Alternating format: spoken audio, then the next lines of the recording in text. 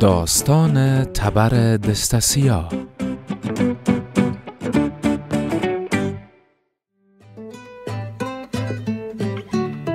روزی تبر دسته‌سیاهی به جنگل رفت. تبر درخت چنار را قطع کرد و درختان دیگر از ترس تبر چیزی نگفتند.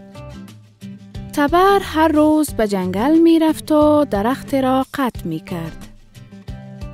یک روز درخت پیری به درختان دیگر گفت: باید فکر کنیم و نگذاریم تبر درختان را قطع کند و درختان همه قبول کردند.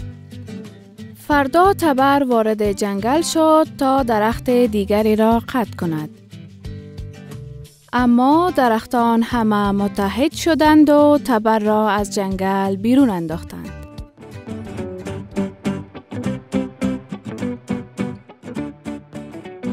داستان ساعت مثلثی.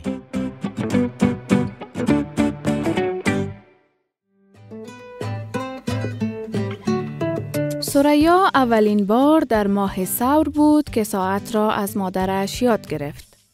او حالا می داند ساعت 3 عقربه دارد. ثریا اول نمی دانست چرا عقربه کلان تیز حرکت می کند و خسته نمی شود. او دوست داشت که عقربه کلان کمی استراحت کند. ثریا به مادرش گفت: عقربه کوچک باید به جای عقربه کلان تیزتر حرکت کند. مادرش خندید و گفت: هر کس باید وظیفه خود را انجام دهد و اگر هر یک از عقربه ها وظیفه خود را انجام ندهد، تو نمیدانی چه وقت به مکتب بروی. مادر ثریا یک ساعت کوچک برای او خرید که ساعت ثریا به شکل مثلث بود. داستان جلال و چوچه های مرغ.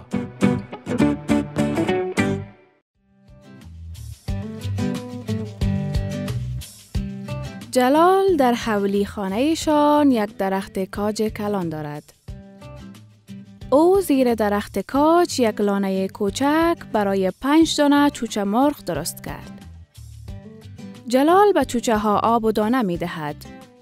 او گاهی وقتها به چوچه ها برنج می دهد. یک روز جلال به چوچه ها انجیر داد. او وقتی از مکتب برگشت دید چوچه هایش به حال روی زمین افتاده است. او عاجل به پدرش خبر داد. پدرش به چوچه ها دوا داد و حال آنها خوب شد. جلال فهمید که هر چیزی را نباید به چوچه ها بدهد.